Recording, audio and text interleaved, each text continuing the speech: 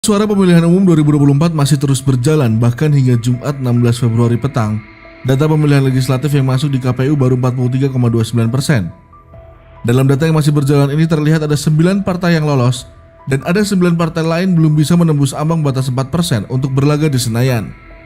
9 partai tersebut tidak seluruhnya partai yang baru lahir atau berjuang dalam pemilihan umum, namun juga ada partai-partai yang sudah lama ada. Salah satu partai baru yang bergabung dalam pemilihan umum tahun ini adalah Partai Gelombang Rakyat Indonesia atau Gelora. Partai Gelora sendiri adalah partai yang didirikan oleh Anies Mata, sosok yang pernah menjadi Presiden Partai Keadilan Sejahtera atau PKS. Namun, sayangnya pengaruh dirinya di PKS tidak banyak membawa hasil di Partai Gelora.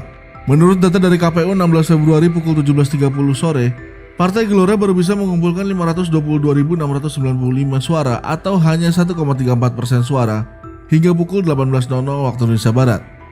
Sedangkan PKS dalam data KPU berhasil memperoleh 3.009.016 suara atau 7,7% suara. Lalu, ada Partai Hanura yang didirikan oleh Jenderal TNI Purnawirawan Wiranto pada 2009 hanya mampu memperoleh 475.955 suara. Jumlah itu hanya 1,23% suara dari keseluruhan, yang artinya perjalanan untuk menembus kursi legislatif di DPR RI masih jauh. Hanura sendiri terakhir kali mendapat jatah kursi di parlemen terjadi pada pemilihan umum tahun 2014 dengan perolehan 6.579.498 suara atau 5,26% suara. Sedangkan pada 2019, Partai Hanura hanya mendapatkan 2.161.507 suara atau 1,54% suara. Wiranto sendiri sebagai pendiri Partai Hanura telah berpindah keanggotaan partai menjadi anggota Partai Persatuan Pembangunan atau P3. P3 boleh bernafas lega, pasalnya Partai Ka'bah berhasil menembus tipis ambang batas dengan perolehan 1.657.974 suara atau 4,24% suara. Selamat sore Pak Arlis Prayogo.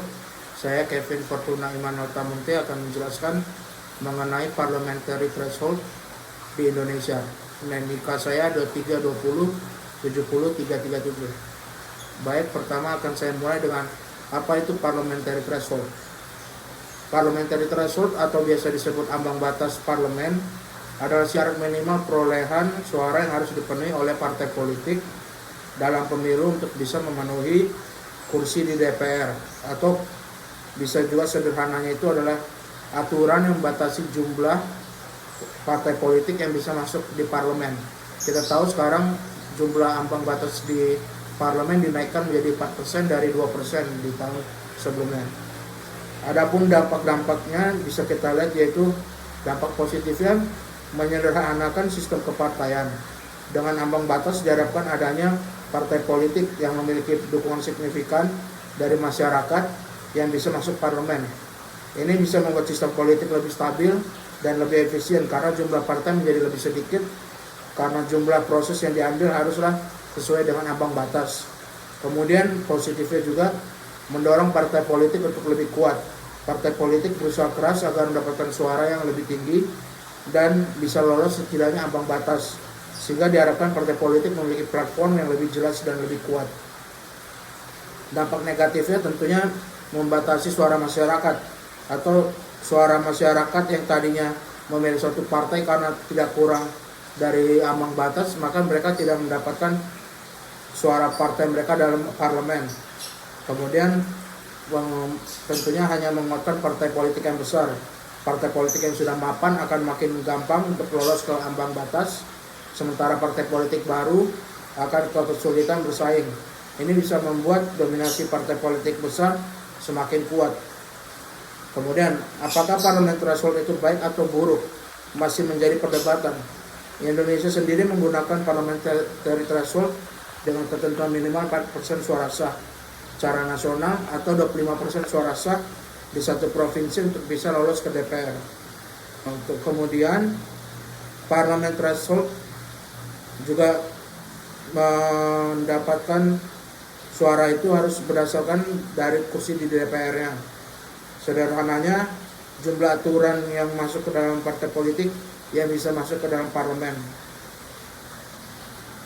Kemudian dampak-dampaknya lagi, kita bisa melihat dampak positifnya seperti meningkatkan akuntabilitas partai politik, karena partai politik yang lolos ambang batas akan lebih terukur. kinerjanya karena memiliki kursi di parlemen.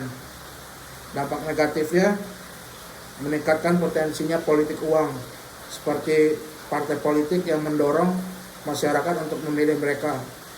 Kesimpulan dari saya adalah parliamentary threshold memiliki dampak positif dan negatif. Di satu sisi, parliamentary threshold dapat membantu menyederhanakan sistem kepartaian dan mendorong partai politik untuk lebih kuat.